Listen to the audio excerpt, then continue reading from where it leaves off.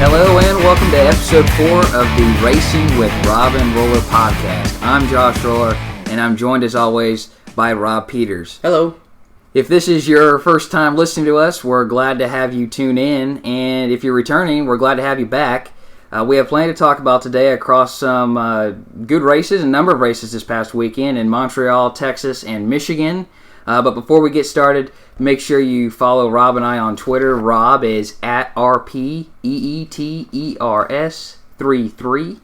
And my Twitter is at ROLLER_01. So before we get started, Rob, how was your weekend? Oh, my weekend was pretty darn good. I had a pretty good weekend. Just sat around watching a lot of races, did some work, went to work, watched the Cricket World Cup when possible.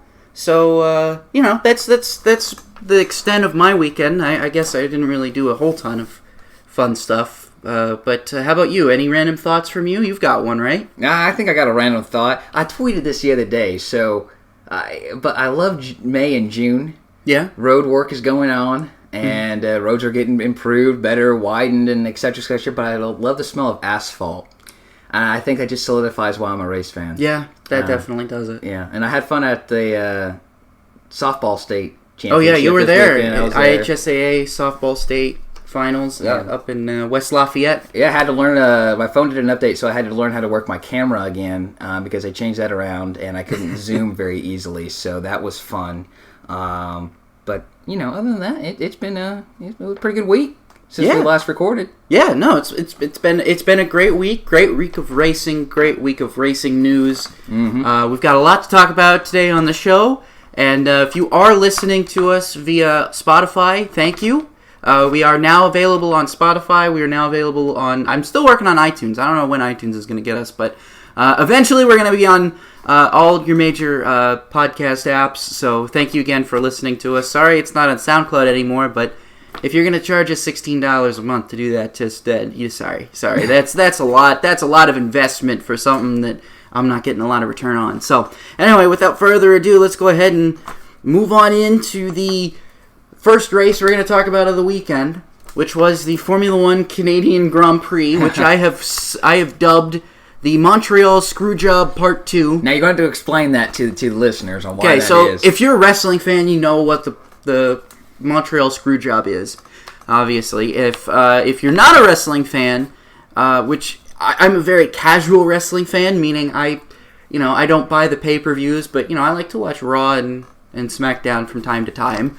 But essentially what it was in 1997, the WWE, then WWF, manipulated a predetermined outcome, which sounds crazy to say, because, wrestling is already predetermined, but... Yeah, we should have a spoiler alert on that. Right. Well, it happened in 1997, so, yeah. I mean, come on. But essentially they were going to give a match to Bret Hart and make him the heavyweight champion, but because he was leaving for a rival organization, WCW at the time, they ended up switching it at the last minute, and he was not the winner, and everyone was surprised and couldn't believe what happened. And it's literally like a director going up to the cast of a play about 15 minutes to call to curtain and saying, yeah, by the way, we're not going to do that whole ending that we talked about. Instead, we're going to do something completely different because I said so. And all of you have to be aware of it. And the audience has no idea. Everybody's mad. So what essentially happened, so if you missed the F1 race, or if you don't care about F1, which is unfortunate, like we said, we had the Montreal Screwjob Part 2. Over-regulation ruins what could have been a great finish. So essentially what happened was, towards the end of the race, Sebastian Vettel, rear brakes locked up just a little bit going into turn 4. And for the 3 and 4, little jaunt there on the back stretch. He went off the track just a little bit, and he re-entered the track, and he came out right in front of Lewis Hamilton. And but nothing happened. Like, Hamilton didn't hit him. Hamilton didn't lose time. In fact, Hamilton honestly gained time from it, and was still, if anything, it helped him make a pass much later. He could have made a pass then. He got up to Vettel. He could have challenged him for the win.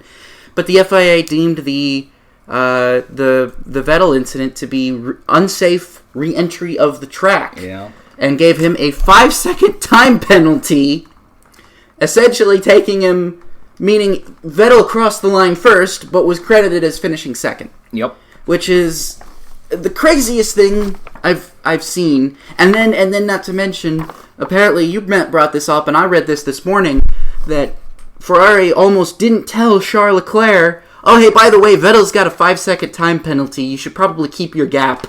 So he was going to then demote Vettel from first, then to third, which would have been, salt in the wounds. And I mean, you could say what you want about team orders and Formula One and all that stuff. But I look at that and I say, I don't think Leclerc wants to be the guy who rubs salt in Vettel's wounds, especially not a teammate. I wouldn't want to do that. If I was in the teammate situation, I would say, oh yeah, absolutely, I'll keep my distance because I've got my podium wrapped up. That's fine. I don't think I'm going to win the race. I'll just keep my podium but make sure that, Seb, gets the best route of his. But anyway, so what did you think about that whole excursion, Josh? Because it was very frustrating for me. Well, when I'm watching it, the first thing I saw, that's an unsafe entry. That's the first thing that actually came to my mind. Like, that was not good. Because while Vettel went off course, Hamilton really kept his racing line. He had to brake to keep avoiding. Now, everyone got upset that it took away, like you said, a good finish, and I do think it too. It was a little bit over regulation, but I see both sides, and here's why. Montreal is a very tight circuit. Mm-hmm. There is no runoff in very few locations, like the hairpin and down into turn the one. Champions. Yeah, it is a very tough circuit. Now, this happens at Bahrain. I'd like to think that if you have that same wide open runoff area that doesn't have gravel trap at all, and Vettel runs off, and Hamilton has to swing wide, and he doesn't have to stay on the brake, you're like, you know what, no harm, no foul. They kept time. In fact, Hamilton either passed him or was able to close the gap. What was, I think it was like Hamilton did close the gap. He just realized he didn't need to pass him to win the Grand Prix. And I think when people are saying, well, he could have gone low. I think Vettel said that on the radio. Like, he could have gone low. He could have braked. Like, no, you had the momentum. I don't think he could have braked and gone low in time without making contact. And Hamilton, I don't know. I felt like, because this has been back-to-back races where we've seen an unsafe release and unsafe re-entry. The unsafe release at Monaco was clear. Yeah. That was an unsafe. That was clearly unsafe, yeah. This one was so, to me, I wouldn't have wanted to have been one of the three stewards thinking about, okay, was this a yes or no for an unsafe re-entry? They had to take a look at it because absolutely. They had to, and it took them a few laps to say, we are taking a look at it. And they did the right thing by doing that, because if you don't say we're taking a look at it, then people are going to question, well, what's the point of having this, having you guys up there? But to me, it was just, I don't know. I would say at the end of the day, it did take away from a good race, and as a result, that's a bad call. I think what would have made it so much more cut and dry is if there was contact made, and what that contact was, either minor tire to tire, or we see contact with that wall and we see parts fly off the car. But here, there was no contact made. Hamilton didn't lose time, therefore it was a bad call. And I think at the end of the day, they got the call wrong.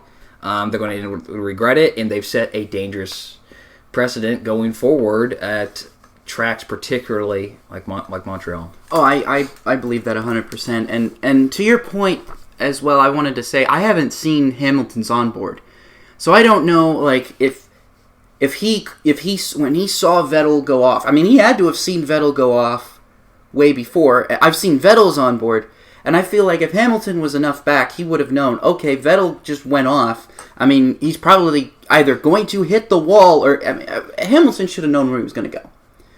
And so I say for Vettel was right. Vettel was right in that he's saying, where else was I supposed to go? I came out, I was just correcting the car. It was either hit the wall or come out the way I did. And Hamilton just took the corner normally. Yeah. Like, he took the corner the way it was supposed to be, but, if he sees Vettel go off, if he sees all this grass going off in front of him, I mean, Hamilton should have sat there and thought to himself, oh, by the way, I should probably not go high. I shouldn't take the corner this way. I should probably take an evasive route, or something like that. But maybe he didn't. I think the one thing that really hurt Vettel was that extra little right turn. Yes, definitely. That was definitely not good for his opinion, and then for his case.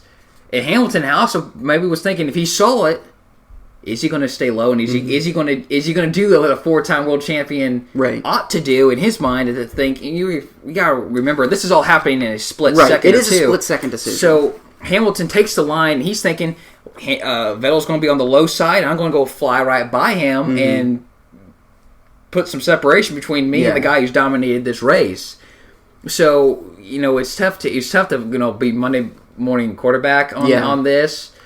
But there was a lot of factors that played into it. The confinement, that little turn that Hamilton or that Vettel made it there at the end that was further right, that put him up into the normal racing line, and then the fact that do we know if Hamilton saw it in time to react in the right way, and maybe in his mind was if I slam on the brakes, I'm going to go into that wall, or I'm going to hit that curve wrong, and I'm going to go in the wall with the brake and locking up and all that. So I don't know. It could mess up his tires and ruin his race. And he was already having some lockup in the hairpin. He didn't want to have any further lockup, and he's already having some struggle catching up to him. So there's so many factors that play into this decision. Again, being a steward, we can sit there and criticize it all we want, but what are you going to do in that situation when it's you and two other guys, and a guy's race is on the line? And my thing there is still no action taken because it didn't compromise Hamilton's race. It ended up, I think, you have to look at the intent and the outcome. Did it compromise Hamilton's race? Well, no, because Hamilton was right there. He could have passed Vettel at any given time that he wanted to throughout the entire sequence of maybe, say, the last 10 laps. He could have passed Vettel at any time, so it didn't compromise his race. Yeah, it was maybe unsafe for a little bit, but Hamilton avoided it. Vettel did what he could to avoid hitting the wall. I think in the long run, I think as a steward, I would have just said no action taken, but instead maybe just have said, not necessarily a time penalty, but maybe something more. Like I heard that Vettel ended up getting 2 penalty points on his super license.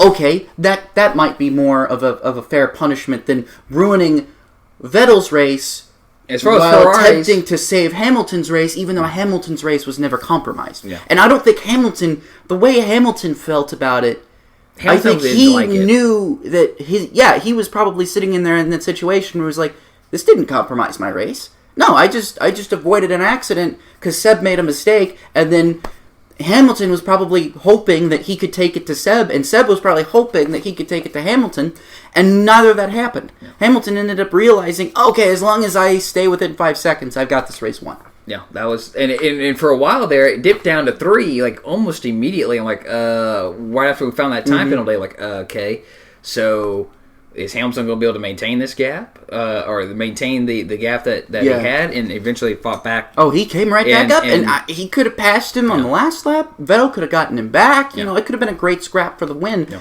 And what ended up happening was, just kind of complete BS on that part. And Vettel's post-race performance was well deserved, well earned. I love the moving of the markers. Yes, that was great. I'm like.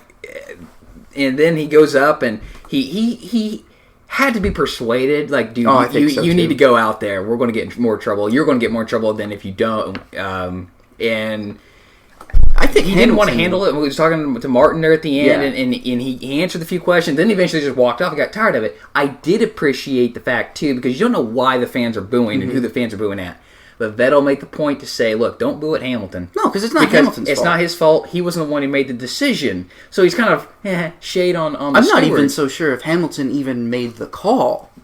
Like even said, like, "Oh, hey, stewards, look at this." I think somebody maybe at Mercedes might have made the call. Yeah, they had. I think if maybe I'm Toto Mercedes, made the call. If I'm Mercedes, I'm playing that. I mean, why would you? Would you not? Absolutely. So absolutely. You're making. But I don't think it was Hamilton. I think Hamilton knew that he wanted to take it to Vettel. He wanted to give the fans a good show, and he wanted to. And it was he a wanted good to show. give a good show. It was a good show. And that's the real thing. When you're looking at this, you have two drivers that are capable of putting on a good show, that are capable of racing each other. Two world champions, two of probably the best drivers in Formula One right now, had an opportunity to race each other for the win in the Canadian Grand Prix, and the stewards took that away from us. Yeah. I feel robbed. I think every fan feels robbed. I think Vettel feels robbed. I think Hamilton feels robbed. Even though Hamilton got the win, I feel like Hamilton feels robbed because he probably could have had a fun scrap and won the race by himself. It's going to be one of those races we look 20 years down the road and we're like, did Hamilton really win that race? How people do. He won it. I don't even think Hamilton feels like he won it because I saw him. It's an empty victory. If you saw the podium ceremony, you kind of saw Hamilton saying, "No, Seb, you come up here on this top step. You stand up here with me because you won this race just as well as I did." And I thought that was a really good showing by Hamilton, basically saying, I understand that I'm going to get heat from winning because I'm in Mercedes. I'm Lewis. People want Seb to win. He probably gets that. And he's probably at that point saying, I don't even think this is right because I don't even think Hamilton agreed with it because, like I said, it didn't compromise his race. Yeah. So anyway, we're spending a lot of time on that. Let's. Was there anything else you wanted to hit on Formula One? Like one thing? Yeah, Renault performance was really, really good. It was really good. Ricciardo and Hülkenberg, I really thought Hulk was probably going to pull off a podium like in the first couple of laps there, but they had a little bit of engine issue, and I guess that won't happen ever. I don't know. Engine and braking overheating was an issue. Yes, on it was Sunday, and you could only be behind someone for so long, and then you had to back off and let your engine cool down and your brakes cool off, and that's what happened to Lando Norris' car's brakes were so hard. That was crazy. Everyone was thinking, did he hit the wall of champions? That's what I thought. Wall of champions? And then we look at the onboard. No, the whole rear suspension was melted. Yeah. I'd never seen that by the brake before. heat. And that bothered me at that. This is so petty on my part, and I'll admit it.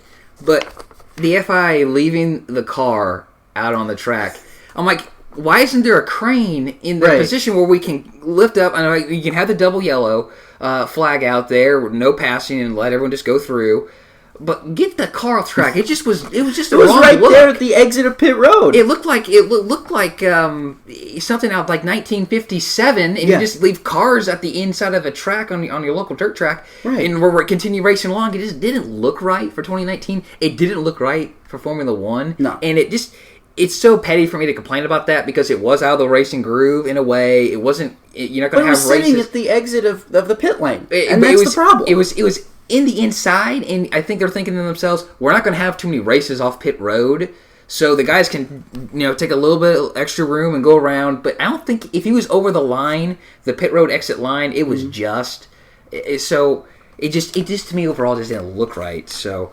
All right, Rob, we got the featured paint scheme, and moving right along. Yeah, you chose the 2000 Indy Racing League. Yes, I chose the 2000 Indy Racing League primarily because I think that it's one of the more interesting periods of American open wheel racing. And before I get into the paint scheme, I want to give a background to the 2000 IRL because it's such an interesting all the things that happened this season are so bizarre. First of all, there were only 9 races run in the season, which is a low for me. I can't even contemplate. I don't even think there hasn't nowadays been a single-digit year. Right, and it's crazy to think about. Not only that, but Buddy Lazier won the championship, which was a huge deal for him, and it's a great deal for Buddy because then not only was he able to say, I won the 500, now I won a championship to go along with it. So it kind of really solidified Buddy's place in history. And so, but then not only that, but you had different exhausts on the cars as well, and you had a whole new chassis as well. And also a crazy fun fact is that Buddy Lazier did win the only race with the Riley and Scott chassis, which was the only time 3 chassis competed in the IRL. Which, when you had the Dallara, the G-Force, and the Riley and Scott, but Riley and Scott, that was not a very good car. I believe Sarah Fisher ran the Riley and Scott chassis with Walker Racing briefly for a couple of races before switching over to the Dallara. At certain places, I believe, short tracks, the Riley and Scott was probably the preferred car to have, but most of all, it wasn't. Not to mention that, but the Cleveland Grand Prix, the Grand Prix of Cleveland at Burke Lakefront Air Force, originally was supposed to be an IRL race. They were actually supposed to take the Burke Lakefront Airport and turn it into an oval race that was, I believe, supposed to be either held at night or something else was supposed to happen to it. And that was due to rifts between CART and the promoters. And they wanted to change it to an IRL race on an oval. Also interesting fun fact was that this was the first time that the IRL champ and the CART champion raced each other in the 2000 Indianapolis 500, and that leads me to my featured paint scheme being Greg Ray's number 1 Conseco Menards Oldsmobile for Team Menard.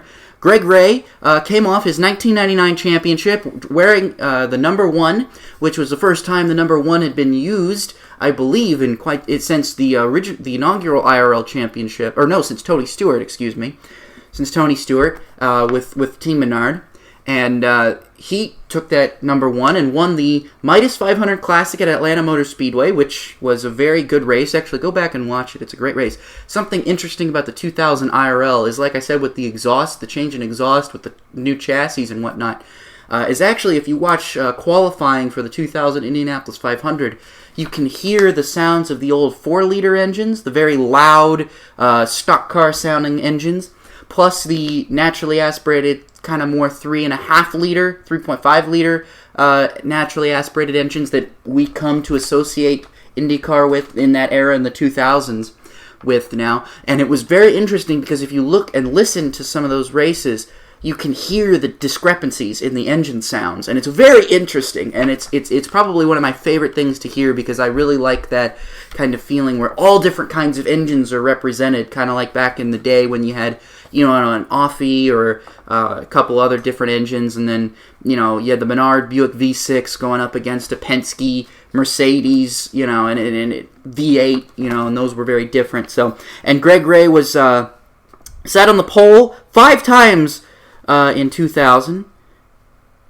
6 times, actually. I've been informed. Thank you. But the win at Atlanta was Ray's only podium finish, and unfortunately, it did start the downfall to Greg Ray's career, as this was probably one of his most disappointing seasons. And later next year, he was eventually released from his ride at Team Menard, but Ray went on to still have pretty successful go-abouts in his own car. I believe he had a top 10 finish in his very own car number 13 nonetheless, which was, I believe, the first time in 2003 that the car number 13 was allowed to be entered at Indianapolis. So Greg Ray, I always wanted to have an opportunity to talk about Greg Ray because that Conseco Menards car was a car I had as a die-cast, and it's always one of my favorite looking cars, a Menards car, and plus I just like talking about Greg Ray. I mean, I could talk about Greg Ray for days, but I'm going to leave it at that, and you're going to talk about your featured paint scheme of this week. What's yours? Well, mine kind of stems from a diecast, too. I'm from Kokomo, Indiana, and so Delphi, was big in Kokomo at one time, and with its roots being Delco, my grandpa had a small, 1/64 scale diecast of Scott Sharp. I had the same one. And I can't remember what year it is. I don't think it's 2000. I believe it's like 2003 or 2, one of those. But I chose, with Scott Sharp, his number 8 Delphi Automotive Systems Oldsmobile. He drove it for Tom Kelly.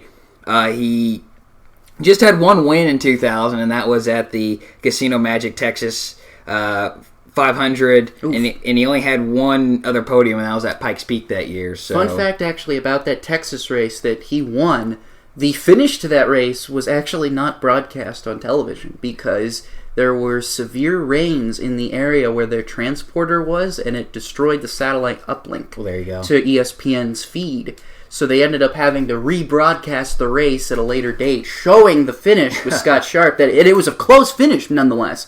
So it really, 2000 IRL is just the most interesting time. It's such a changing, it's like a shifting era of where you go from the IRL as it originally was intended to be, was a series just for, up-and-coming USAC drivers and teams to be in a low-cost situation, to run low-cost cars at the Indianapolis 500. And once Chip Ganassi came back in 2000, it really represented a shift because sponsors wanted their cars to run at Indianapolis. Mm-hmm. And they said, all right, it's cool that you guys are over here in CART, but we're not going to sponsor you unless you guys enter a car in Indianapolis. Mm-hmm. And that's what ended up shifting the IRL towards really killing Champ Car off for good. So we're going to now shift from our featured paint scheme into, and no pun intended when I said shift, to our favorite part of the podcast, the upshift or downshift. So, Josh, I'm going to go ahead and ask you a series of statements or a series of hypothetical questions, mm-hmm. and you're going to go ahead and give me an answer, and then I'm going to give you an answer as well. Okay. So, we're going to say whether we upshift or we downshift, meaning we agree or disagree. Yep. So, the first one is Ross Chastain's decision to switch from running the NASCAR Xfinity Series Championship to the NASCAR Gander Outdoors Truck Series Championship, leaving JD Motorsports and calling racing on a full-time basis in Xfinity to compete for Nice Motorsports in the Gander Outdoor Truck Series. Is that a good move or a bad move for Ross Chastain? I'm upshifting. I like it. When you look at how he's performed in the Truck Series this year, hasn't missed a race with Nice. They're all top 10s, mm-hmm. So why not? Now, and you've proven you can win at a mile and a half, which, doesn't dominate the schedule necessarily as much as in Cup, but it is an important factor. And to prove that this little team can win there, yeah, definitely go for it, because he slipped out of the top 12 in the points in the Xfinity Series. If he had won one of the races he was with Colleague, I think he would have definitely stuck with that, because you're in the mm-hmm. you're in the playoffs. Oh, absolutely. So the thing that stinks for him is that the points aren't retroactive and the win isn't retroactive, so he's got to start from scratch. He's kind of off to a pretty decent start though. Before Friday night's race, 20th place was, I believe, Jesse Little, and he was 90. He had total of 91 points. So. Now with Ross, with his first points paying race, he's 35th, has 38 points, and 20th place is Anthony Alfredo with 102. So he's made up some good ground, and I think that he's in a car that can win. He should have had a better finish, ran about top 5 most of the race when the cycles had all gone through. So I'm thinking it's a good move for him, upshifting. I'm also upshifting. I think it's good for Ross to focus on one series that he's going to be really good in. Because Ross Chastain, we all know, I think at this point, he's a good driver. Mm-hmm. And he's going to perform well. And I think it shows more to his character and his driving ability to take... his will.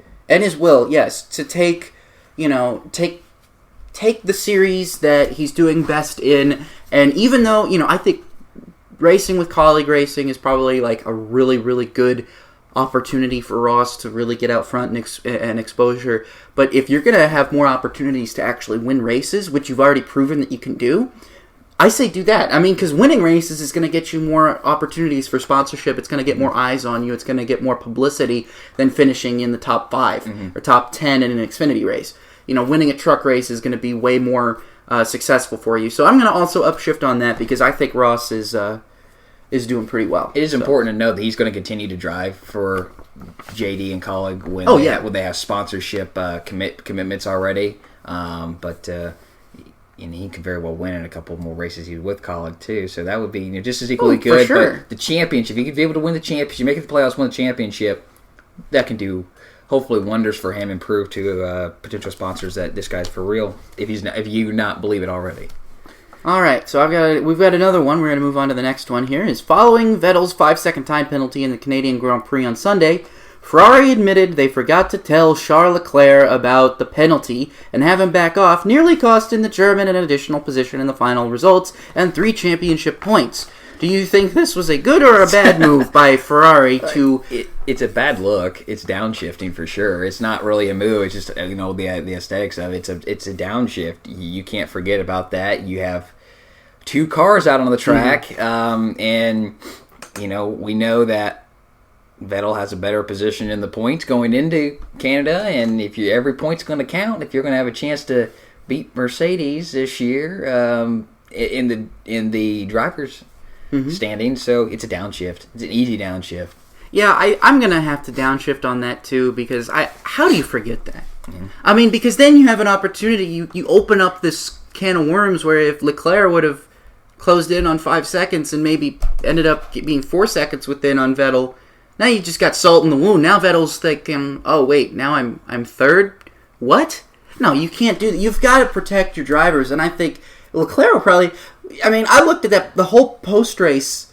Leclerc looked like he didn't want to be there. Like, that was probably the most awkward it was a period very of awkward time. Podium in general. He was so awkward. Like, he was just like, I finished third, yay, but the top two guys are mad at each other and my teammate lost a race. I don't know how to feel. And I don't blame him. Yeah. So I think, yeah, that's a big-time error on Ferrari's part, and it just really shows why Ferrari isn't winning. It's because of mistakes like that, and mistakes like that are costing Ferrari opportunities to win. They make mistakes like that, and even when you have an opportunity to secure, a 1-2 finish, or at least a 2-3 finish, a podium finish, you screw it up. You almost screw it up, and make your number one driver real mad. So it's not exactly where it's not exactly what I want to see. So definitely downshifting on that, and we're gonna move into our next question here. Do you agree with this? Do you upshift or downshift? NASCAR announces a mandate for all tracks to create a way to hold victory lane on the front stretch, or where the most fans can be close to the celebration, forgoing the traditional victory lane locations seen at most racetracks that are far away and have obstructed views for the fans. Now, this is actually new. Didn't know this. This is hypothetical, and I think... this is hypothetical. This is hypothetical. Okay, I wish I could have clarified. I thought that actually happened. That would be great, and it's been discussed. We look at we were at Atlanta a few years ago, and they moved their victory lane to the front stretch, bringing out the semi truck.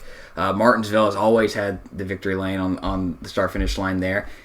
When I was watching the Formula One race, I'm like, the fans are right there. Mm-hmm. I don't know if NASCAR needs to move to a podium deal. It would be nice if they could. Maybe if they were able to do something like this, and therefore I'm upshifting because you can get more fans involved because you have the driver celebrate out there. You saw Kevin Harvick take the little fan out and get a picture by the car. It's helping to make memories and helping to make the fans be, hey, we're more than just a butt in a seat or a foot standing on concrete, depending upon how you like to watch your races, sitting down or standing up. I like a good combination of both. Yeah. So yeah, if we were able to do that, I think it just put NASCAR in a much better position for fans and make maybe those seats by that start finish line a little bit more desirable. That's actually quite interesting because I'm still going to downshift on that just because I don't like the idea of moving away from a traditional victory lane ceremony. I think that we need more. I like the traditional victory lane ceremony, though I understand that your argument, where you do want to get the fans more involved in the celebration and in the victory celebration. But also at the same time, I think that there's better ways to do that necessarily than the way we do it now. Formula One, the main reason why that is the way it is because they allow the fans to do a track invasion. Mm-hmm. And I think Texas did that for the IndyCar race, where they kind of allowed for a track invasion after the race, where you could kind of go into the pits, you could go into the garage, you could, without having like a special pass, just after the race, you could go and you could see everything. And, I think doing something more along the lines like that, where, allow people to get, have a track invasion like that. Allow people to come, walk in, and go see, the victory lane celebration. Go see it in victory lane. I'd prefer to see that. So I'm gonna downshift on that for now. But I'll see where it goes. It might grow on me after a while. All right, let's move on to the next question here. All right, was Friday night's NASCAR Gander Outdoors Truck Series race at Texas Motor Speedway the most entertaining NASCAR race of 2019? First of all, I don't even know what to think about that. I mean, Greg Biffle won. But the Truck Series, to me, has just become such a shell of itself. It's cool to see Greg Biffle win. I love seeing Greg Biffle win. I love seeing him come straight out of not having been in a competitive NASCAR stock car or stock truck or anything since, 2016? November at Homestead in 2016. Yeah, I love seeing that. Because I love seeing Greg Biffle. I love seeing the Truck Series be something like this. Like, imagine if Kyle Busch just decided, hey, I'm going to put Greg Biffle and Matt Kenseth and, someone else in a truck and just see what happens. Mm-hmm. Have fun. Imagine if something like that happened. And then I think a lot more people would get real excited for the Truck Series. Because right now I think it's hard to get excited for them because I don't really care about half the drivers. I mean, I like maybe one or two, to be honest with you, that I follow or that I have followed, but the majority of them just seem like they're out there for no real reason, and that's really frustrating to me. So, but I would say it was a very entertaining race, but I would not say it's the most entertaining race of 2019.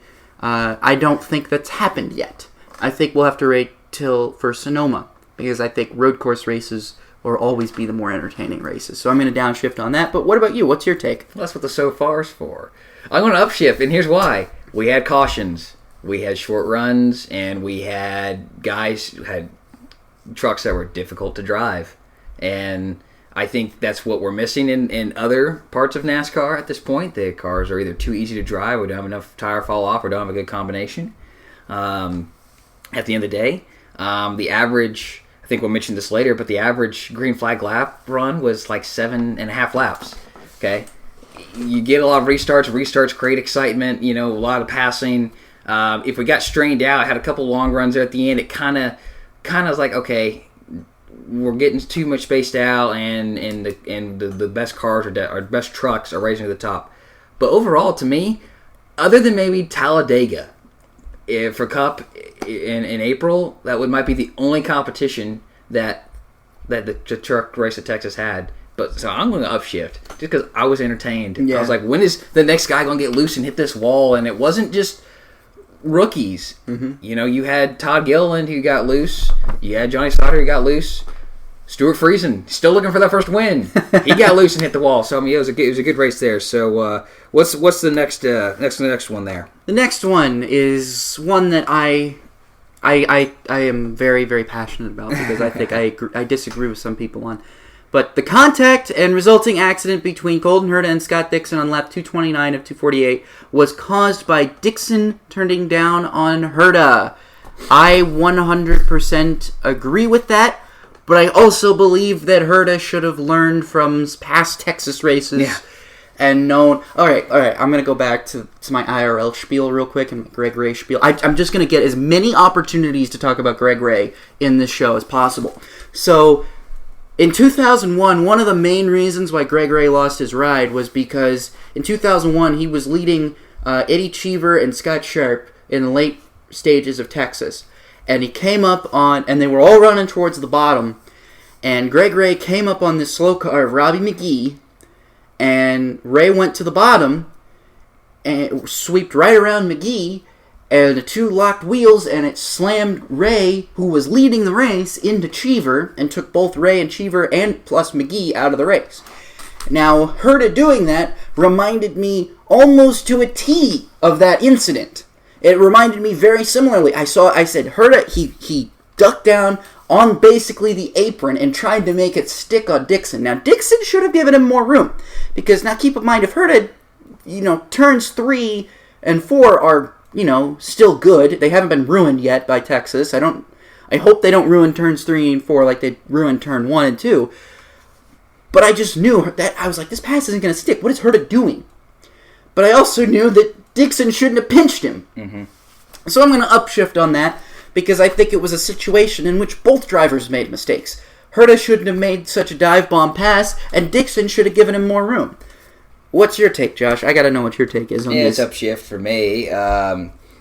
In Dixon, I don't know. I only saw the TV interview. I was at a softball game and wasn't able to watch the race. Games were running, 50 minutes behind there. But with the one interview I saw, he kind of half-heartedly took ownership of it because, if it was my fault, I'm sorry. Not until after he saw the replay, actually. Not until after he saw the replay? Okay. Emma tweeted out, his wife, if you don't know, tweeted that after Dixon saw the replay, he was more frustrated with Herta. Okay. So he hadn't seen a replay prior to giving that interview. Okay. So he's not so much half-heartedly taking the fault for it. He's kind of more blaming Herta, which is... I'm laying the fault on both of them there. It was a move. It was I don't know. It was a rookie move by Herta, but he's having a good run, and he's like, I've been missing this for a while. I mean, he had 12th place finishes, I think, both in Detroit. Yeah, he's just been having the roughest go of it, following 4 DNFs in a row. So I mean, it's just like I saw an opportunity to better myself. And he's a rookie. Made a rookie mistake. But as with Dixon, spotter, hey, this guy's going to be diving in here. You need to be laying up higher. Right. So it was a little... Dixon just didn't even... I mean, he gave him maybe a half a lane. Yeah, he didn't give him very much. So Herta was on the apron going into that turn, and that's how I knew it's not going to stick, because he gave him half a lane. And I was like, Herta can't even get up onto the racing groove anymore. He's in the dirt. Car's going to slide up. Yeah, it's just not going to work that way. Yeah, so it was an upshift on me on that one. So, and then this final question here.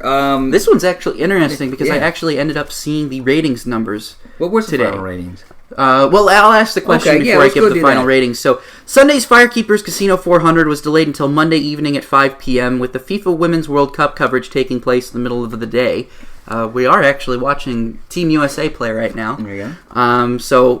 They haven't played yet. They haven't started playing at the time we're recording this, but hoping for a win against Thailand. Hopefully, in the future, this hasn't aged poorly. But anyway, if let's say that World Cup coverage of yesterday taking place in the middle of the day pretty much forced Fox's hand and made them reschedule the race to 5 p.m. Now, the hypothetical here is, say Michigan had lights installed and Fox pulled a Monday Night NASCAR with the race starting approximately, say, 7 p.m., with Michigan taking approximately 3 hours to run. Would you upshift or downshift on that hypothetical decision? Now, the ratings actually came in at a full 1.0 on the Nielsen ratings, which is actually not bad, considering the last rain delay only had under 1 million viewers. This one now had over 1 million, which is a big deal, especially when you're talking about a race at 5 p.m. On a weeknight, on a weekday evening, I should say, and on cable. So that's actually pretty decent numbers, especially for nowadays, because, I mean, we're never going to see... TV is the way it is now. People don't watch TV. Only sports fans are watching TV now, pretty much nowadays. And plus, Nielsen ratings don't typically account for streaming numbers. No. So, and especially someone like me who has streaming television service, I stream my cable, my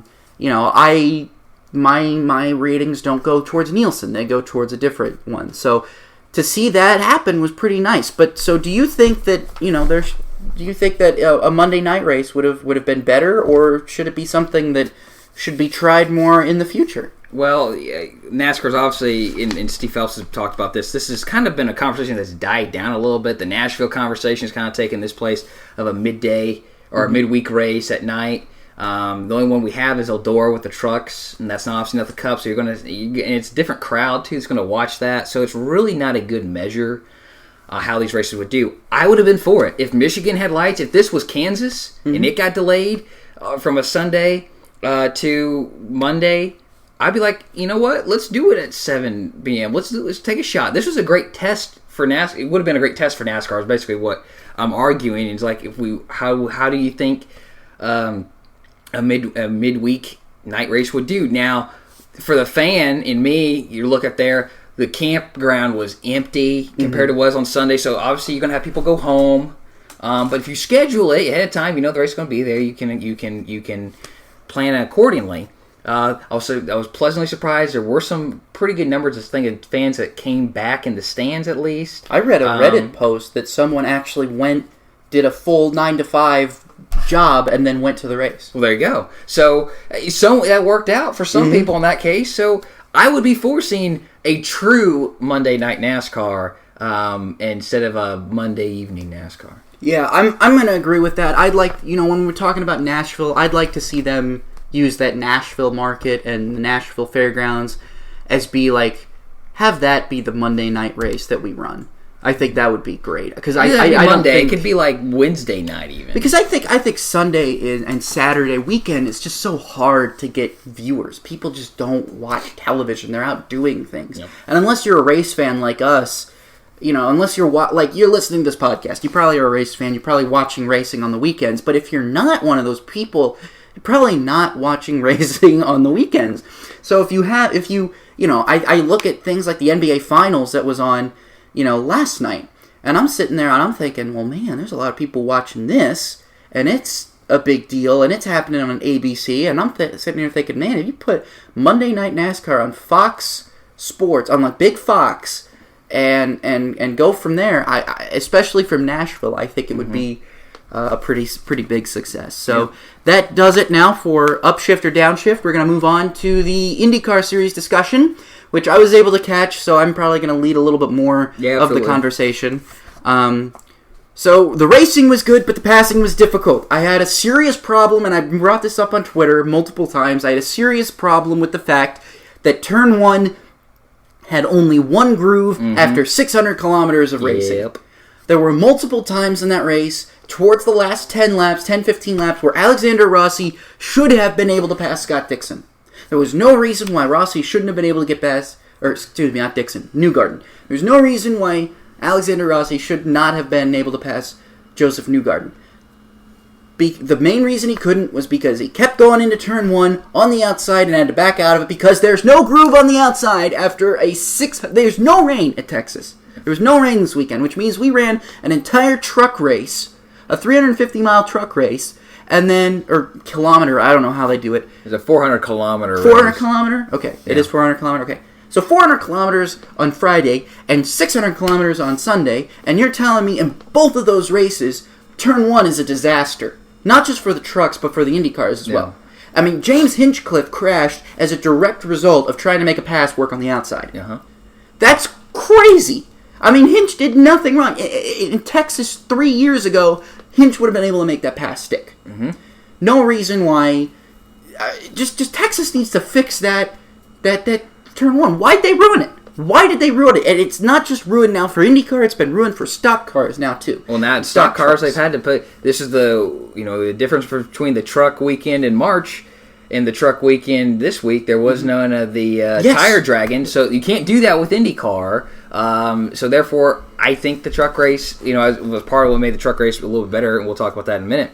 But you can't do that. You can't make that artificial lane for IndyCar. No. So it's very, very infuriating to me that they took what was a great, probably one of the best tracks for IndyCar, not named Indianapolis, and ruined it. Because the racing in turns 3 and 4 were incredible. They were wonderful. It was great. You could see side by side. Guys could go side by side. And a lot of people talk about this package, and I think and I know we're using the P word a lot. We talked a lot about it in NASCAR, but when we look about it at IndyCar too, definitely I'm noticing that the gurney flaps that IndyCar is running right now, or whatever, the wickers on the front and rear wings are not working. Passing's still it's still difficult. It's hard to get a suck up on guys. You're noticing guys kind of stalling out. You're noticing guys having an issue, kind of like NASCAR. They got to do something, and I hope that next year, in theory, this should work. That next year, the windscreen and the halo should it should create a bigger hole in the air to allow for more drafting possibilities. So I think that should take away a lot of the passing issues that we saw. But really, the number one passing issue that you can't fix with the draft is Turn 1 having no grip. Yeah. So that's really that's what I took away from Texas is it's so hard to pass. And then, not to mention, pole sitter Takuma Sato had a costly mistake in the pits. He overshot his pit box, hit a crew member. Thankfully, that crew member is okay. Yeah, because he really walked away. He was disappointed he wasn't able to get back over the wall on that after that. But it ruined Sato's race. Yeah. And my question is now, we were talking about Sato. I was talking about Sato, at least in championship. He's 5th in the points now. And I think he really messed up a perfect opportunity to capitalize and gain more points and move up in the championship. I think this is going to cost him in the long run. And then, Rossi, like I said, he was just having a hard time getting by Newgarden the whole time, mainly because of turn 1. But Newgarden, I feel like I haven't even talked about him. Like, I did not expect him to all of a sudden go on this tear, and now he's going on this tear. Mm-hmm. Newgarden coming out of nowhere, doing real well this year. I guess this is Newgarden's championship to lose if he keeps this up. I wonder if he's now poised for a summer run. If we're looking at, Newgarden, because he's won at Iowa before. I look at the upcoming schedule. It's a lot of places that Newgarden's won before. Yep. So I think to myself, this could be another Newgarden year. And I think you've got the championship stats in front of me. Rossi's second. Only 25 back. And you mentioned Sato. I mean, he's only 95 points back. A lot can happen. A lot can happen. But the guys he's behind. Newgarden, the guys that Sato's behind right now are Newgarden, Rossi, Pagano, and Dixon. Yeah. So what that pretty much tells me is Sato has to be as perfect as those guys, and I'm just not so sure he's going to be able to do that unless he pulls out more wins and has more consistent finishes. So and props to Graham Rahal for bringing out Rahal's good finish. I believe was he third? Third, yeah, third. So good job for Graham Rahal. And then now let's move on to the NASCAR, the truck race at Texas. We already talked about that just a little bit, but there were lots of spins. There was difficult to drive and control the truck. Turn 1 was the problem area again. Like again when I'm talking about turn 1, it seemed like during the first and second stages, it seemed like you could not go a restart without somebody having a problem in the first turn. Yep. Somebody spun, somebody crashed, and it's usually guys just trying to make a pass or guys getting past. A guy, you leave a lane open for the guy on the bottom to make the pass into turn 1, and it ruins your race. You're trying to be a good guy. You're trying to just be patient, and all of a sudden you get up into this groove that should have grip up there but doesn't. Yeah. And it's like you're driving on ice, and that's a huge problem for me. So 9 of the 32 trucks retired following crash damage, 13 cautions for 63 laps out of 167 laps. So, almost a third of the race was run under caution, which is crazy to think about. Like I mentioned earlier, 7.4 laps was the average green flag run between cautions. And, I felt like they were obviously. I don't like to see trucks crash. It's expensive. Those are just dollar signs. Like a Mario game, you hit something explodes, right. and it's just dollar signs instead. Especially when the Truck Series, as it is, definitely is having the identity crisis that it is, and it needs more competitive trucks. It needs trucks that can be competitive and there's ways week in and week out. Yeah, we can discuss that at a later date too about how we think the Truck Series should be set up. I think it's currently set up wrong, but I think what kind of draws some people to racing in general, sadly, is the crashes. And it's the cautions. Thank goodness today our cars are safer than what they once were, and therefore the risk of injury to a driver is less. But in the same, now they just shifted to like car crashes. Now we're not worried about someone getting hurt. It's about, okay, what's the dent to that budget for that team? And so that was tough to see. I would have liked, there was a few spins where guys didn't make contact with the wall. In a couple of the teams that had more contact with the wall, Todd Gilliland, Stuart Friesen, and Johnny Sauter, those teams are more well-funded, so they could take that hit a little bit more, but there were some teams that weren't as lucky. Yeah. But the one that surprised, everyone was excited about the Greg Biffle's return. Oh, of course, that was the biggest thing. That was the whole thing keeping me from watching the NBA Finals. Yeah, he ran a really good race. Was up in top 5. I loved it. 7 most of the race, kind of up and around that area. Fell back, and then with some cautions, found himself back up front, and then was able to hold off Matt Crafton for the win. Matt Crafton got a little loose and lost some ground, and he wasn't able to get it back up in time. I was just sitting there being like, "Come on, Biff, go!" We were worried about the fuel too. Was Biff? I was concerned Biffle wasn't going to make it on fuel either. I was thinking man, he's going to run out. But it's just so nice to see Greg Biffle, someone who got his start in the Truck Series, won a championship, and make the Truck Series what it's supposed to be. The Truck Series is supposed to be kind of like a retirement tour, I think. It's not supposed to be this proving ground for young drivers. I don't know why. I think it could be both. We saw some drivers make their way up. You can do it that way. You can do it. Drivers can get their first start. It's a good way to get that experience instead of facing the Cup guys each week in the Xfinity Series. Right. You can face the guys who race Cup, who race Xfinity for years. Now they're racing in trucks and get your first. I think that's more valuable. Is veteran experience rather than current competitor experience where they're like at the top of their game right now. And someone like Greg Biffle going out there and winning was just such a nice thing to see. And it leads me to my next question. We saw now what Greg Biffle has done. This guy hasn't raced since 2016. And he beat Harrison Burton and Todd Gilliland handedly in pretty much the exact same type of truck. Kyle Busch made some comments earlier that said where he stated that Eric Jones, William Byron, Daniel Suarez, Noah Gragson, and Bubba Wallace pretty much all got in his cars and won immediately. Mm-hmm. I don't know about Suarez, but Suarez won in the Xfinity Series. He just ran a few races. He ran a few races for the truck, but he did post pretty decent, solid results. Yeah. Point is, Kyle's got a point. You're asking, do they need to clean house? Yeah, do they need to clean house? Do they need to get rid of Todd Gilliland and Harrison Burton? Personally, my opinion, we went to Winchester last year. We saw Harrison Burton do nothing in almost the same car that Noah Gragson won at in that race. Gragson won Winchester in 2017. Harrison Burton goes out in a KBM prepared super late model and pretty much does nothing. And we're seeing it now. I've taken a look at the truck standings. If I'm correct... They're over here.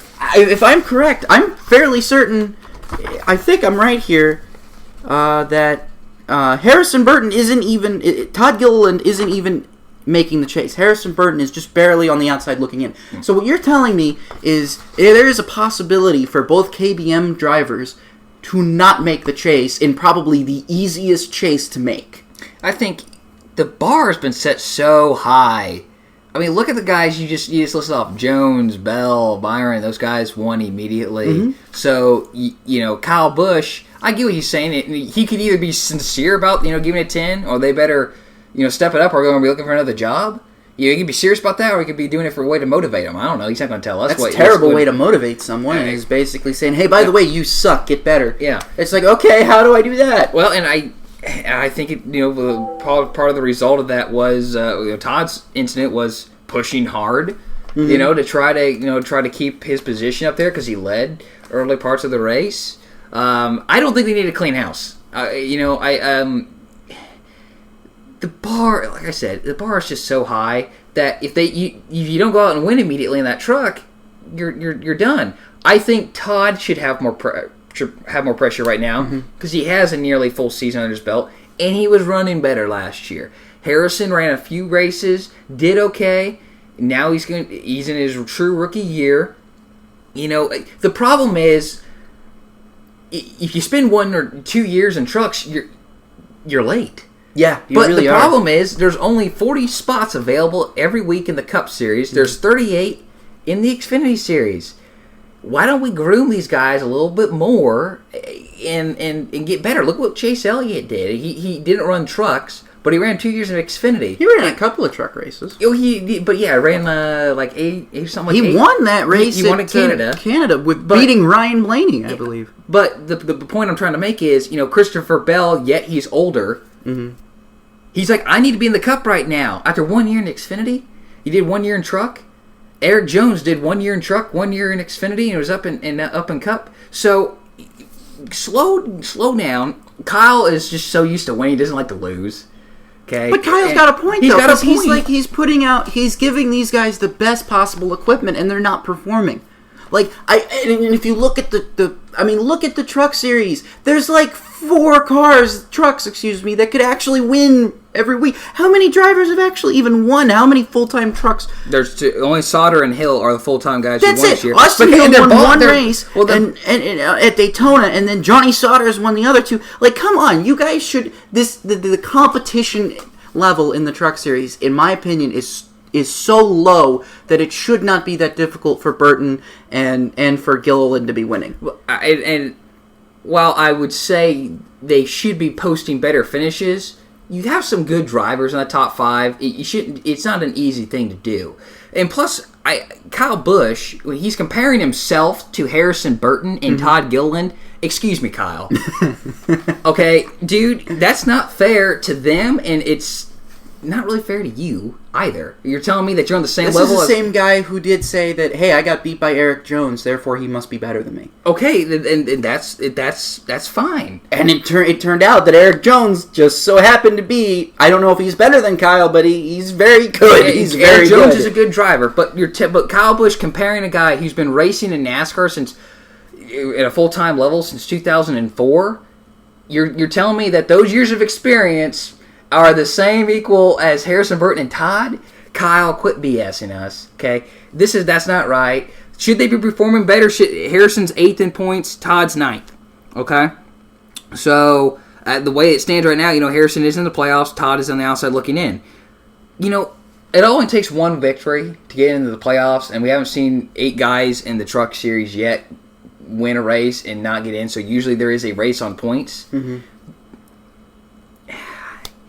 Which is crazy still to me to think, because I think about But when you look at Grant Enfinger, Stuart Friesen, Matt Craftson's running much better this year. Brett Moffitt, new teams running just as well. Ben Rhodes, Johnny Sauter's having a lackluster year.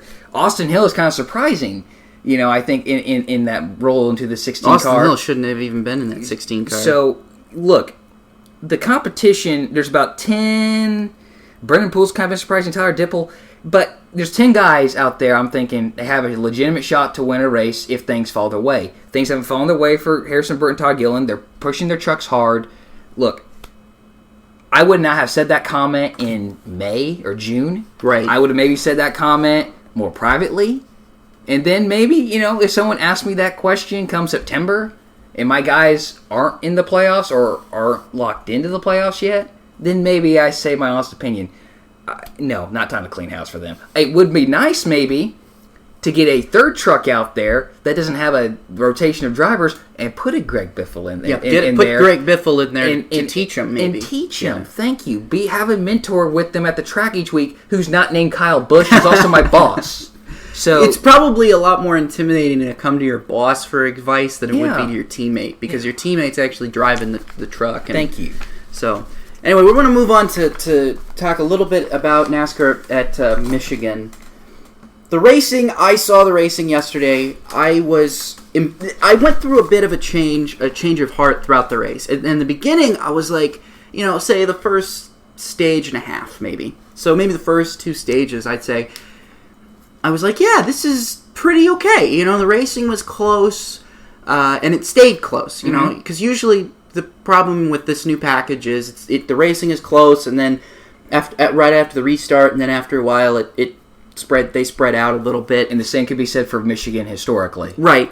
But they stayed close. Close. And I think I had like a placebo effect going on where I was just like, oh, this is kind of cool. It's kind of neat to see cars stay close together at Michigan. And I was watching it. I had to have my laptop open during class, and I was stealing glances, and I was looking and on a restart, like, it was aesthetically pleasing to see kind of the freight train of cars where it wasn't spread out, which is odd. We see that at Daytona and Talladega, we complain. To see them so close, and then after 10 laps, the top 10 cars are still like within a second or a second and a half of each other. Like, this is awesome. And I was thinking the same thing that you were. And again, me stealing glances, I didn't see the problem that was occurring. Yeah, the real problem that I started to notice about halfway through the race, so after stage 2, was that passing was just impossible without draft.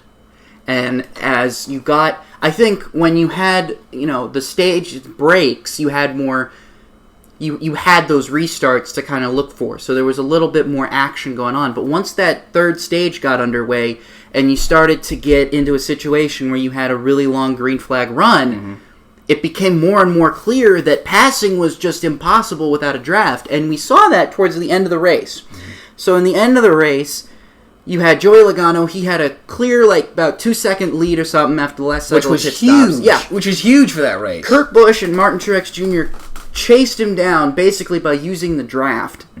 They were. Kurt was running third. Martin was second. Martin Kurt was second. Was bumper. Was on his bumper down the backstretch, and then in the corners, because you didn't want to lose your momentum. He had to get a little bit of Yeah. air, so he went low and then down the straightaways again. They lined up, or he lined up with Martin once again. And so when I say that, I mean, as soon as Kurt and Martin caught up to Joey, it was like they just stalled out. Kurt stalled out. Like, Kurt couldn't run behind two other cars.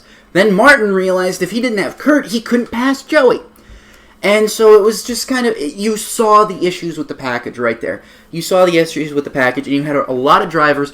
Clint Boyer, and I've pulled up the article right here, is Clint Boyer said, and I quote, I'm quoting here from Matt Weaver's Auto Week article, quote, "It's not racing. I'm sorry. I'm just biting my tongue. I've never been penalized for trying to make a pass in my whole life since I was 4 years old. You get a run on somebody and you can make a complete pass, but by the time you get the corner, you've been passed by 4 people." Yep.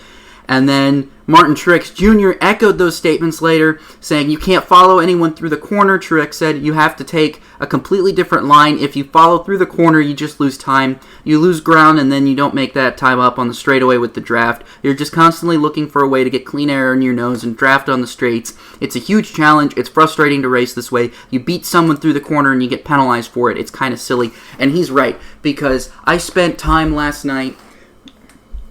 If anyone has, like, simulations, iRacing, R-Factor, NR 2003, things like that, if you use those, I tried to create the most logical replica of the package that we saw. And I ran maybe a 50-lap race. I was just trying to get an idea. Like, a 50-lap green flag run, basically, is what I tried to do. So no pit stops, no nothing. Just me running hard for 50 laps. Yep. I started maybe 26th. I qualified 26th. And I finished about 17th. And I spent 20 laps running right behind 16th. And for the life of me, I could not pass him. Now, obviously, take this with a grain of salt, because it's me. I'm racing a simulator.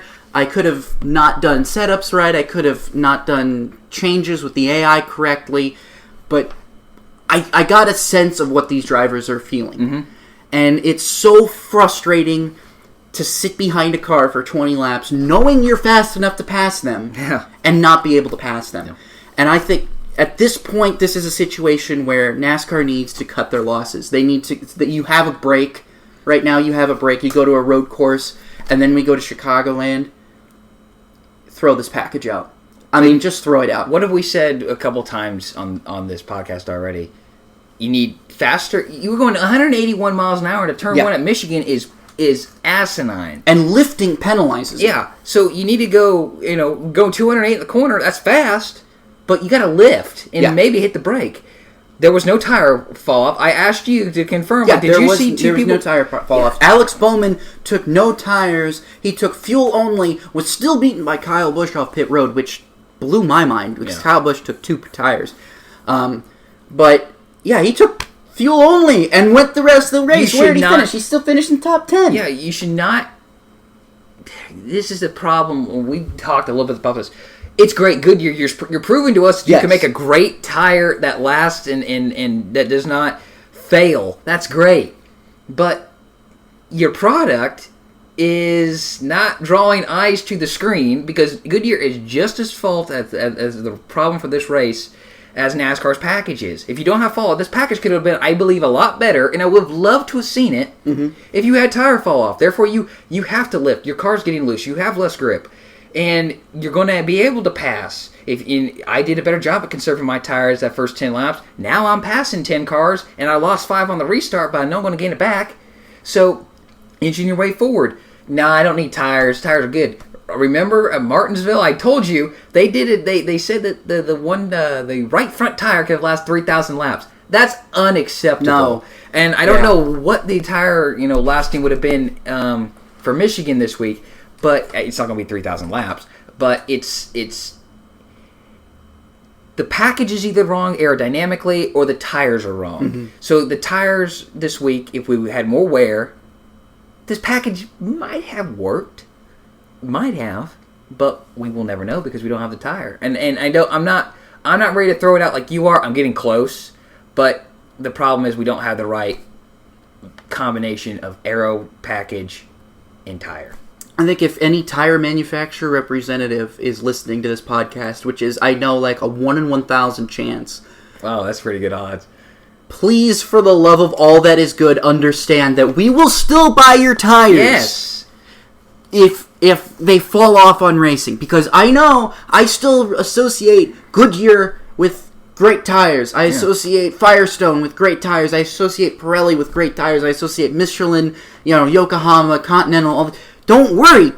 We're still going to buy your tires. Yeah, we're still going to buy. We need tires to get around, so we're still going to buy your tires. Don't worry. We're not going to be going 200 miles an hour in our tire around Michigan. If you make a tire that degrades, that makes the racing better, then I think we're going to be okay. Or if you make a tire that lasts so long, like make softer tires, guys. Come on, let's just be doing that. Yeah. All right, we're gonna move on here real quick from talking about the NASCAR race, and I'm gonna get on to our outstanding performance of the weekend. I'm going to go with 2 outstanding performances, but primarily in 2 completely different types of racing. And those go to both Chris Buescher and Lance Stroll. And I want to talk about very good choices, by the way. Yeah. I want to talk about Buescher real quick, because Chris Buescher, there was an article I read not long ago. I can't remember where I read it, but basically saying that Chris Buescher is having one of the best years of his career. And I agree, because I've seen Chris Buescher run up at the front way more often this season than I think I ever have. And more than anyone expected. Yes, more than I expected. And I've known Chris Buescher is a very talented driver from a long time. I remember watching him in the Xfinity Series and just being marveled at just how much patience this guy had for his age. Yep. A young guy who drove like a veteran, who races like a veteran, has all this patience. Great guy.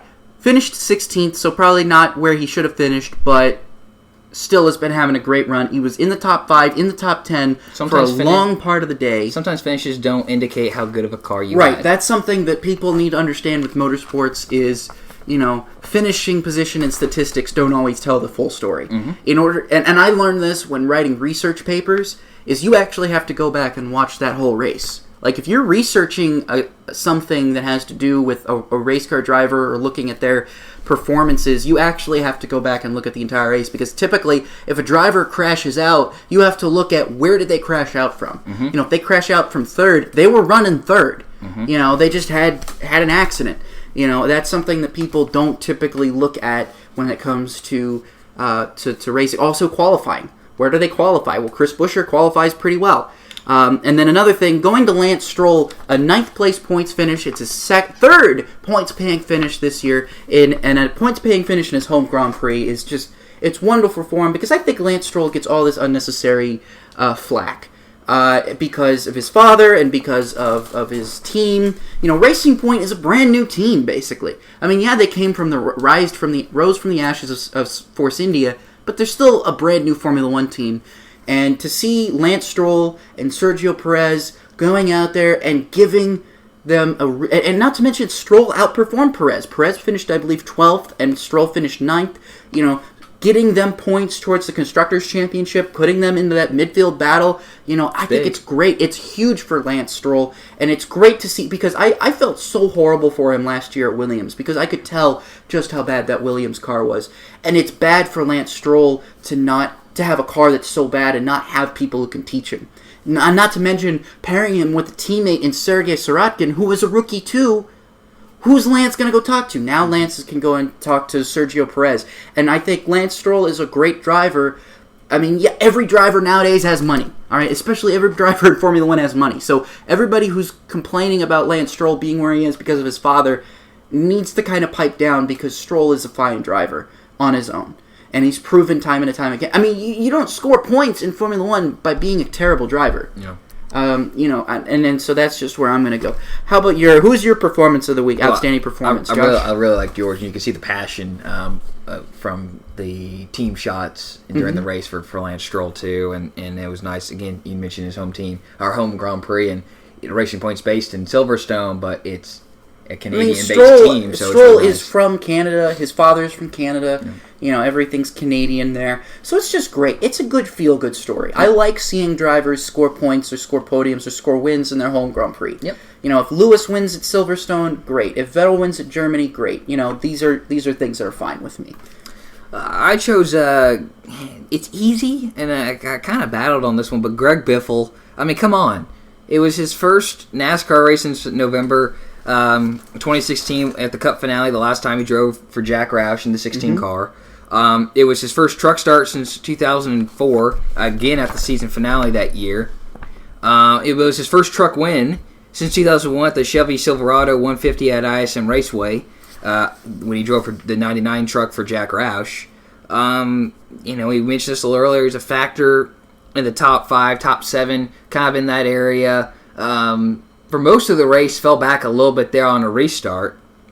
And he was able to hold off Matt Crafton, a guy who's extremely hungry for a win right now. Hasn't won since 17 at Eldora. The guy's extremely hungry. He was racing up there with guys like Stuart Friesen, Grant Enfinger, and Brett Moffitt, who are the top guys in that series right now. Absolutely. So for him to just step into this truck, a truck that's completely different, in a package he's never driven, at a track, I don't think he's driven at this new Texas yet. No, he had not, because they reconfigured it after 2017. So this was the first time he'd seen that new turn 1 and 2. That, by the way, is still awful. Eddie Gossage, please fix it. So it was nice to see him do so well. You're like, I think to myself, he'll get top 10. He's driving KBM equipment. He'll get top 10. Well, he qualified well, and then he raced well. I'm like, okay, so this guy's a legitimate shot. I found myself going, I'm going to cheer for Greg Biffle. I found myself cheering for him. I had a couple. How could you not? I mean, even if you're in the, I get. You want to remain, you want to remain professional. But it's a good story. Point. It's a good story. But you want to see Biffle. I was disappointed that he wasn't on the entry list for Iowa for the Triple Truck Challenge, because that's the second race of that. I don't know about Iowa, but I heard something about Gateway. Well, hopefully he's on Gateway. That would be nice to see him on the Gateway one. I had a couple of honorable mentions, though. I like to do this, but I did it anyways. Corey Roper, he's 41 years old, but still, he got his, I believe... He was running up front there a little bit towards the end of the race. Exactly. He spun on lap 65, part of that turn 2 mess and turn 1 mess. But then he was slightly involved in the multi-car accident on lap 97. He came back to finish 9th, and that was his first top 10 in his Truck Series career. His previous best was actually this past March at Texas when he finished 12th. And then Jordan Anderson, you talked about him a little bit, Rob, before we started this. He ran up in the top 5 for a little bit. And he wasn't like, I lucked into this. Mm-hmm. Sure, there was a little bit of strategy played, but he held his own. And then on a restart, a couple laps in, got a little loose, and he fell back. He spun. And he's kind of like one of those fan favorites. And it's a shame that a little bit of the momentum behind him has kind of been a little bit lost. And again, it kind of goes like, hey, you can pull that little fan, spirit for a while, but you got to get results. I see him as definitely one of the bigger underdogs in the Truck Series. Well, he came back to finish, he only his third top 15 finish of the year. He got his first 2 top 10s of his career last year, so hopefully he can come back and look at the positives. Again, kind of not indicative of where he ran the race for his finish.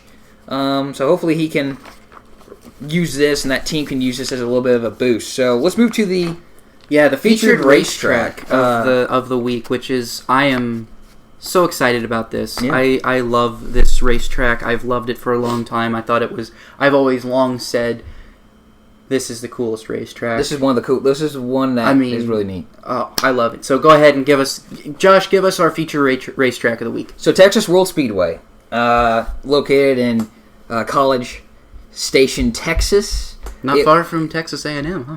No. It kind of lies in the Austin, Houston area. I know those are 2 faraway places, but those are, kind of the area it lies. You could draw fans from there. It was the 6'2" mile oval or larger track built in the States. Later, Ontario and Auto Club would be built. It was built by Larry Patton. He founded the American Raceways Incorporated. He wanted to become the Indianapolis of the South. We wanted to be fast, and that it was. We'll talk about that a little bit here in a second.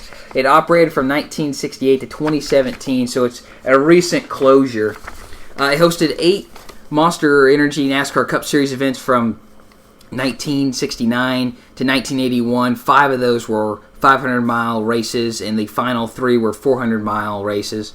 Bobby Isaac won the first race in 1969, the Texas 500, 2 laps ahead of second-place Donnie Allison. Richard Petty would be the only repeat winner, similar to last week, I believe.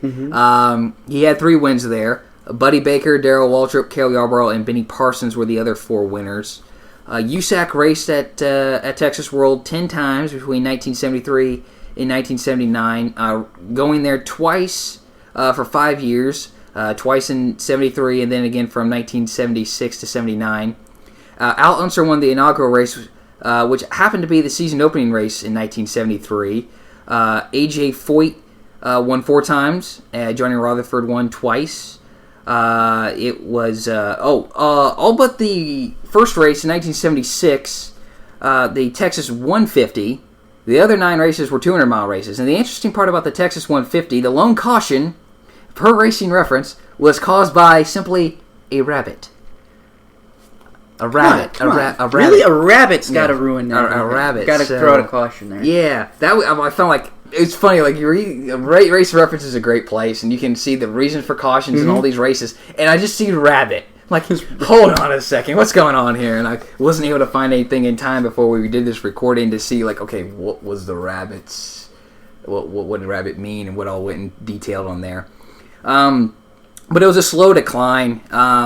No major races were really hosted at Texas World after the 1981. ARCA went back, or went there for 4 times between 1991 and 1993.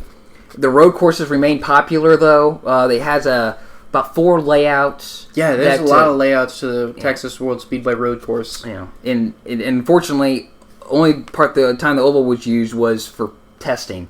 In 1993, Jeff Andretti set an unofficial closed course speed record for Indy cars at 234.5. Wasn't that beat by Gilles de Ferran in 01? I believe so. But yeah, at the time, but he hit 241. Yeah, at the time it was the fastest. And then it was 2000, I'm sorry. It was 2000? And then, speaking of Greg Biffle, I think most NASCAR people might remember this, but he went 218. I do remember that. Jack Roush Ford there. I remember that. Because it was a popular place because you couldn't test at tracks that were on the NASCAR had that testing ban. In March of 2015, track CEO Bill Mather announced that Texas World Speedway would close to make way for a new housing development in College Station. The facility would see, ironically, its last cars. It was damaged vehicles, though, following Hurricane Harvey. And construction and destruction of the Texas World Speedway began on July 19th, 2018 for that housing development known as Southern Point.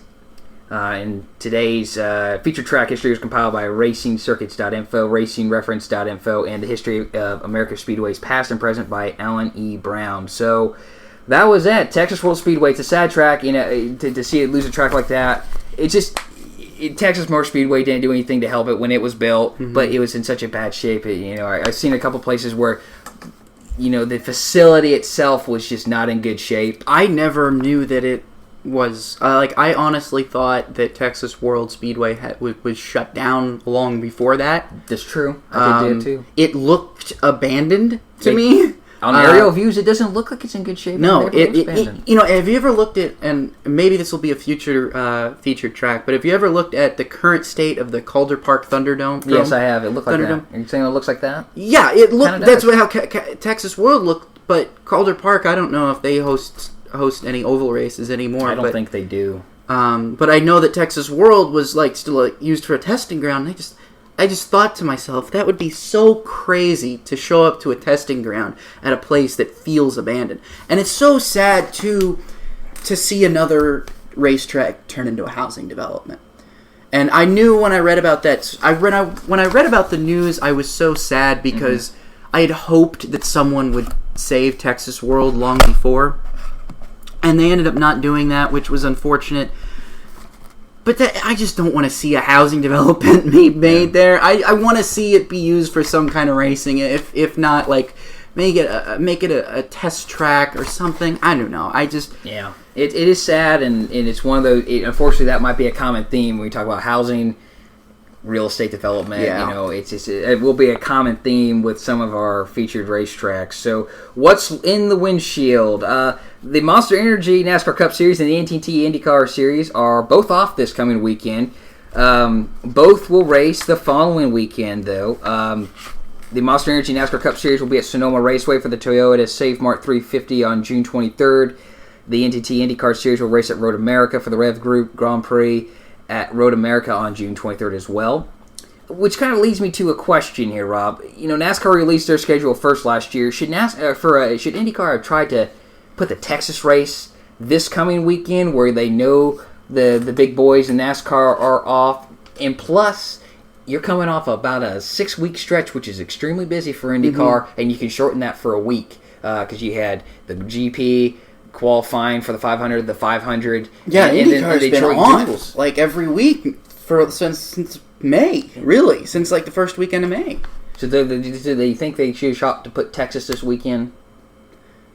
I don't know. I don't know if that would have done it. You know when Texas needs to be held, and it either needs to be held the week after Indianapolis or after Detroit. You have to run Texas after you run Indianapolis, like in June, at night. That's just how it's always been held. That's when it's always been held. I don't really want that to deviate. I don't think so. I think this is a good off week to have now. It's a good off week for IndyCar to have now. And besides, the reason why this off week is such a big deal too is because Le Mans. Le Mans this weekend. Mm-hmm. And I mean, I want to talk about that a lot next week because, I mean, I'm big into Le Mans. I love watching Le Mans 24 hour. I try my hardest to actually stay up all 24 hours to watch Le Mans. I believe it is on Motor Trend this year. So I like it. It was on Velocity last year, but then they rebranded to Motor Trend. So now it's on Motor Trend this year. So you'll be able to watch the full 24 hours of Le Mans on Motor Trend, I believe. So I think, I like having off weekends this weekend because I'm all watching Le Mans. I'm not going to watch, except for the times where I'm probably going to have 2 TVs going with the Cricket World Cup, I'm going to be watching Le Mans. There you go. That's just me. That's where I'm going. It's a good reason not to move it then, yeah. Yeah, no, because then Bourdais gets to go run Le Mans, Chip Ganassi's busy going out and being there at Le Mans. There's a bunch of other IndyCar drivers that like to run Le Mans. Yeah. And it opens the door for even NASCAR drivers to run Le Mans, which we've seen in the past. Kurt Busch is going there. Kurt Busch maybe might be running some Ford GT or Ford whatever, or not Ford, but Ganassi races for his sports car team. Maybe, I don't know. I'm just kind of. He's contemplating his future there. So, but the race is going on here. Run IndyCar, Kurt. There you go. The race is coming up this weekend here on stateside. ARCA is racing at Madison International Speedway in Oregon, Wisconsin. Kind of different there. Oregon, Wisconsin. Name a city after a state. Not sure I get that. But that's June 14th, 8 p.m. on MAV TV if you have it.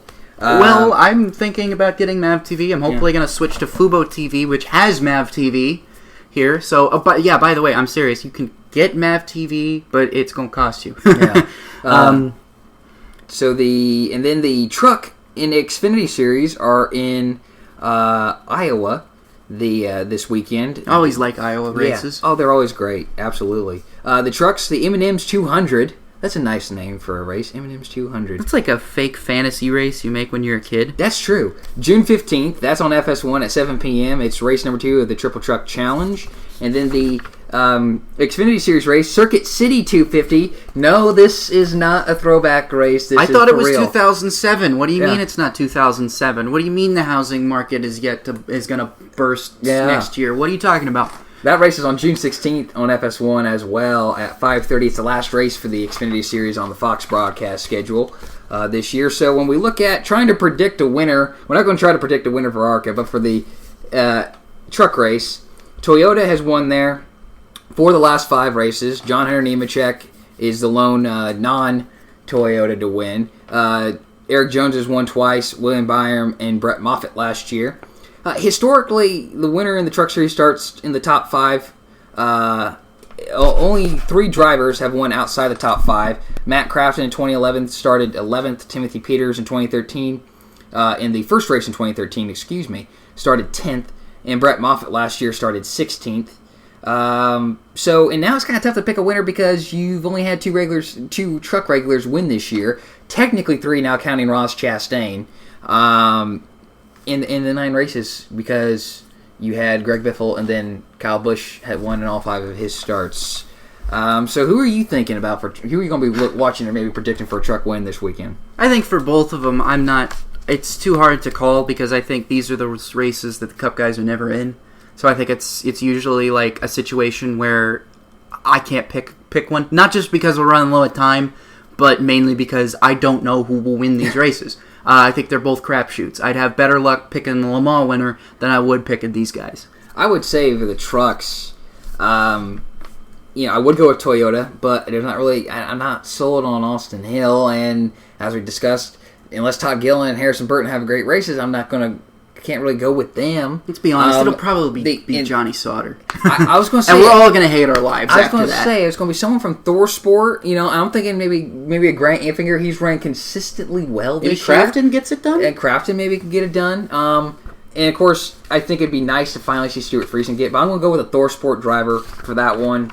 And then the Xfinity Series, it's kind of been a Joe Gibbs show there for the past 6 races. They won 4 of the last 6. JRM Junior Motorsports has the other 2. Hornish, Jones, Priest, and Bell are the 4 Gibbs guys who have won there. And Hornish didn't even race anymore. Hornish isn't racing. He's still a sub-teacher or something. Come back to racing, Sam. We miss you. And so when you look at the 3, there's been five winners in Xfinity this year. Annette's got 1. Kyle Busch has 3.